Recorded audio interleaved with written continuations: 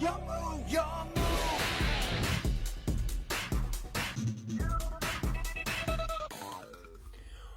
up guys, it's Rogue here and welcome to another amazing video on the channel. This is just a quick clip before the actual video starts, reminding you that every month in 2024 we will be giving away something. This month in January we are giving away an entire Valiant Smashers booster box, so make sure that you do enter. Giveaway ends on the 29th, which I believe is a Monday, which will be the last upload of a month, and then I will announce the giveaway at the end of the month, so 2 days later.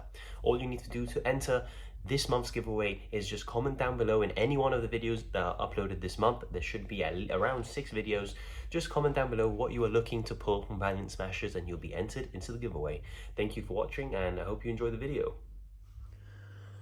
What's up guys, it's Rogue here and welcome to another amazing video on the channel. For today we've had a requested video now for quite a while. We have a updated version of the Invoked deck list I posted around a month ago now. I have done some adjustments to this deck. I have won a local tournament with it. It was 5 rounds. I won 4 and drew 1. I'll tell you my matchups now quickly. Round 1 was against Mechanicos, which I got a draw. I just feel the deck was struggling a lot against the targeting protection, the battle protection, and just sort of the gimmicky playstyle that is Mechanicos. Round 2, I went against Horus Galaxy Eyes, which again was a tough game for the deck because the deck can put up some nasty boards, and that game I got just a little bit unlucky, I guess, with hands, in terms of I was opening quite a few just suboptimal hands. I guess so did he, and it ended up just coming down into like a little normal summon beatdown, and we managed to thankfully get the dub with that. Then after that we went against a Labyrinth player, shout out to Alex. I won that game 2-1 somehow. The deck doesn't do great against back row, but I won that game. I just opened well and he didn't. Round 4 was against my man Mark. He was on the Centurion build that we saw on the channel on Monday. Make sure you do check that out. That was a 2-0. He opened not great and lost to one hand trap both games, whereas I opened like 3 different engines. And then the final round was against Heroes, and Heroes was again a 2-0. Shout out to Dewi. He didn't open great game 1. And I just sort of outgrinded him there. And then game 2, he got hit with an Abiru Imperm combo. And that pretty much sealed his fate. And then I just sort of managed to get the OTK going second. With all that being said, let's get straight into this deck profile. I've rambled on for long enough. I just want to show you what I went against in the 5-round tournament. Got first place, pulled an ulti econ. Happy days. So this is the exact list that I used. We have, of course, triple Aleister, the Invoker. Amazing card. Just normal summon him, get invocation. He is very versatile. He's a level 4 spellcaster dark. Why is this relevant? Because being level 4 with the Bestials makes Chaos Angel. Being dark means he can be used for the Dark Charmer plays. And being a spellcaster means he can be reborn with Celine from the graveyard to help make access code. Really, really cool. Really, really amazing card. And it works really well with the Sinful engine. And if you want to know why, you can see the combo video that's up on the channel. We have triple magical Meltdown, just more versions of Aleister.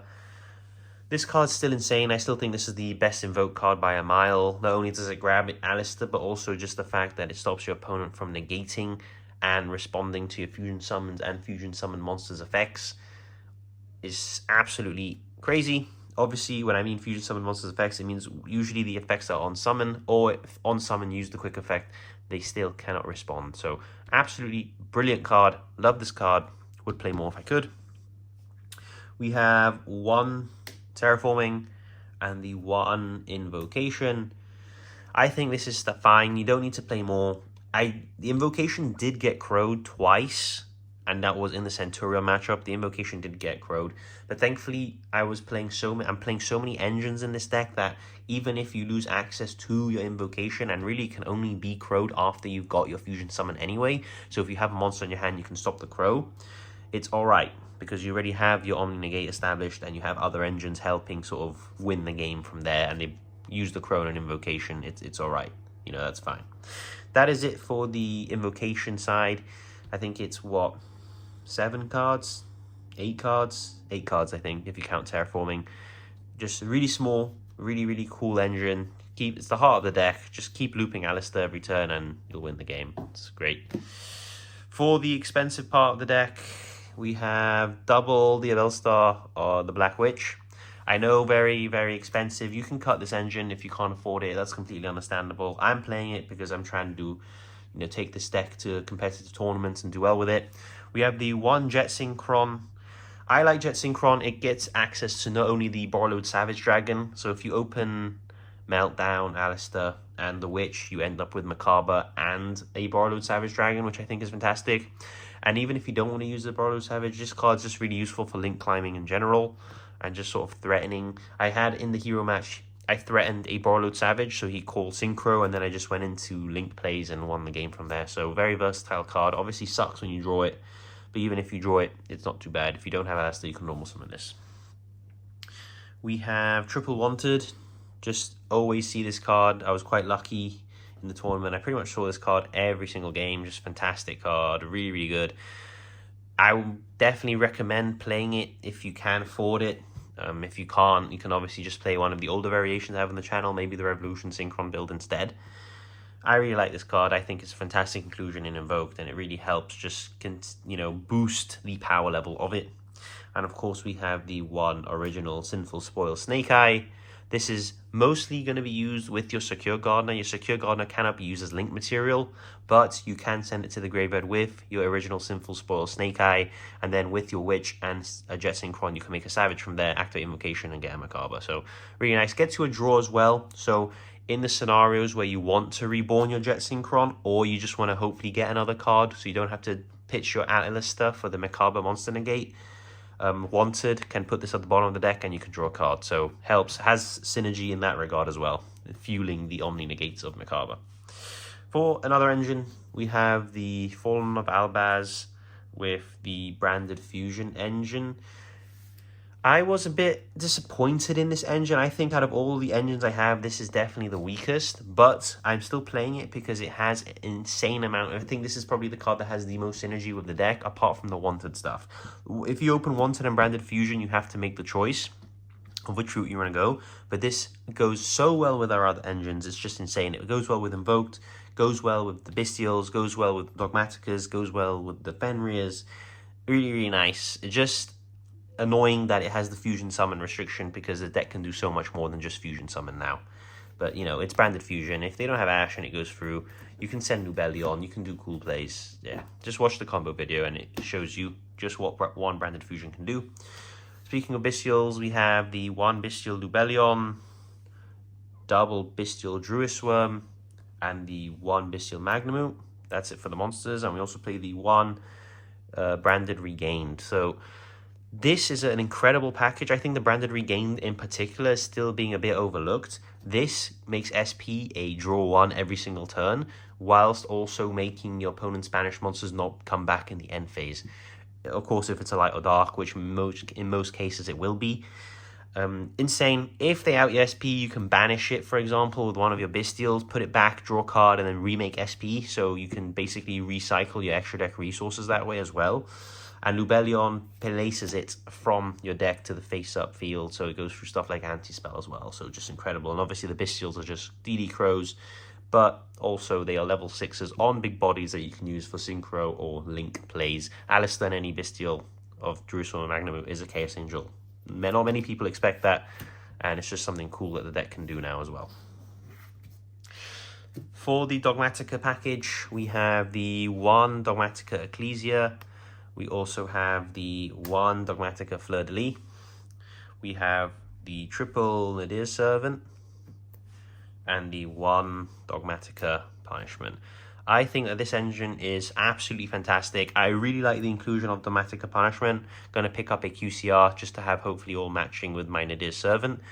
But you play the Dogmatica Punishment because you want to normal summon your Ecclesia. After you search it with Nadir Servant, search your Dogmatica Punishment, set it, and then in the end phase, grab the Fleur-de-Lis. I feel like if you don't play the Punishment, you're going to normal Ecclesia and add Fleur-de-Lis, and then your Ash Dragon isn't going to have any real value to add, if you get what I'm saying. So the Punishment is insane. It won me a game against the Heroes, game 1. He committed it into a, I think it was Destiny Hero Plasma, I think that's what it's called, and I punishmented it, and he scooped from there. That was the game, because it's unaffected. It skill drains the board, but it's not protected by stuff like Punishment. So, and it's 2 for 1 if you send Entis as well. So 2 for 1 is insane. Locks you out the extra deck for 2 turns. be careful with that, guys. Make sure that if you do use the punishments, you can, you know, play without the extra deck. So you can OTK. If you have Bestials, Fleur de Lis, that type of thing, you still can push for game easily with punishment and the wanted stuff, because the Witch is 2/5. Just be careful with that, okay? It's 2 turns, guys. So if you use the punishment, it's because you have to, or because you know you can kill without the extra deck. So just keep that in mind. For the other little engine, it's just double Cashtira Fenrir. I really like this card. Why am I playing 2 instead of 3? Because it's already a 42 card list. Would I play 3? Potentially. Cut down on something else. This card's just insane. It's also a level 7. If that comes up with Jet Synchron, you can make a level 8 Savage. You can make a Borreload Savage that way. But yeah, really nice card. Just a boss monster on its own that just comes out for free. For the hand traps, we are playing 6. And if you count the Bestials, I guess we're playing 9. We have triple Ash Blossom, just still absolutely incredible card. I can't rate Ash highly enough. And the triple Infinite Impermanence. Why aren't we playing Effect Veiler? Because it's a, you know, even though it's a light, Imperm is a great card as your 6th card if you draw it. And I think that in this variation, we're gonna have access to lights regardless. It's just, remember, you can also use your opponent's graveyard as well. We usually used to play the Effect Veilers because you could, you know, pitch them, negate something, and have the light. But now that we have the Almirage, Secure Gardener, Branded Fusion, sending Nubelion as a light target, we have loads of lights. It's fine. We don't need to play the Effect Veilers. We could play the Imperm, which in my opinion is the better card. And for our power spells, we have triple Pot of Prosperity. Saw this card a lot. Saw this card in doubles a lot. I'm considering cutting 1 out, so just play 2, and that would take me down to a 41 card list. I kind of want to get Forbidden Droplets into the list. I feel like it always has good synergy with Invoked because you always activate Invocation and you can Forbidden Droplet send and negate something for free. But for now, I'm playing 3 and the 1 call by. You could potentially just cut these 2 cards and play a 40 card deck. I'm playing 42. Maybe is, you know, let me know in the comments what's more consistent, 3 Prosp or just cutting a Prosp and playing 2 instead, going down to 41. Maybe my logic is flawed there, that I'm playing 42 but with 3 Prosp. Maybe I should just cut out a Prosp and play 41. Maybe it's more consistent that way. I have to run the math on that. But that is the main deck done. 42 cards, call by overperformed. Whenever you see it, you're so safe. Oh, you know, you can only play 1, so there's, you know, a limit on how much you really can see it. But I saw it a lot in my 5-0 event, and I got drolled when I added something and I just call byed it, and then I just won the game from there. That was the only hand trap they really had. That is it for the main deck. Let's now move on to the extra deck. So moving on to the extra deck, we played quite a lot of links. I think as I've played Invoked over the years, I started off with like 1 or 2 links, and now I think I'm up to like 6. Just realizing the versatility that link monsters do offer you, even in a deck like Invoked, where you think, oh, you just want to fusion summon. No, you want a link as well. So let's get on with that. We got 1 Access Code Talker. Really, really insane card. They don't think you can make it because you're playing Invoked, and then you make it and you can win the game from outrageous positions. 1 Selene. The Selene helps make the access code. Remember, your Dear Belstar and your Aleister are spellcasters. We have the 1 Dark, so Dark into Selene into access code is cool, and that's something that comes up a lot. I've Dark stolen a Starlight DPE as well. Just, you can steal useful stuff in the grave, DPEs, other Magnamoots, Jurius Worms. There's so many Darks that you can hit. And we of course have the 1 SP Little Knight as well. This with the branded, was it Branded Regained, I think it's called. The continuous spell is just permanent removal and drawing of a card every single turn. Just fantastic. We have the 1 Secure Gardener with the 1 Salmon Grey Almirage. I hear you saying, why not play Artemis? I would love to play Artemis, except for the Sinful package, you need to play the Almirage into Secure Gardener because you need to be able to equip a non-light link monster from the graveyard and then still have a light monster in the grave. So that is why. If you see my combo tutorial, I'll link it down below. It's all explained there. 1 new addition, I took out the Anti-Zeus and I played Linkuriboh. I'd love to play Anti-Zeus, don't get me wrong, but Jet Synchron without Linkuriboh, you sort, and if you've used, for example, your Almirage and Secure Garden line, or if you special summoned it, your Jet Synchron, it's not a 1 card SP. So you can normal Jet Synchron, link it off, discard a card, special it back, these 2 go into SP, something like that. This is really, really nice. And it's just useful to have a Link Rebo in the graveyard as well. For if you special your Jet Synchron, there was no real way of getting rid of it if you didn't want to Synchro with it, or you didn't have access to the Synchro. Well, now you do with a Link Rebo. For the fusions, 1 Invoked Maaba. I feel like this card, you can tell it's outdated in terms of it came out I think it's like 8 years ago now, Invoke came out. It's crazy how long ago. But with the wanted stuff giving you a free draw, you don't have to pitch your Aleisters anymore most of the time for monster negations. Hopefully you just draw another monster. And, you know, it sort of helps the Maaba, but still I just prefer Invoked Agoides, to be honest. On special summon, it destroys, you know, one special, target one monster your opponent controls, destroy it, or when your opponent special summons a monster, it also destroys it as well. Banish fusions from the graveyard, get huge attack, win the game. I just really love Agoides. For the branded stuff, 1 Miror Jade, we have, you know, we all know what Miror Jade does. 1 Albion and 1 Ash Dragon. This is where you have to be careful, guys. Since the extra deck is so tight, if you use your Ash Dragon in like an Nadir Send or something, there's no point in making Miror Jade because it will have no targets to send for the banish. So just keep that in mind. You need to sort of work around that. So just keep that in mind, guys.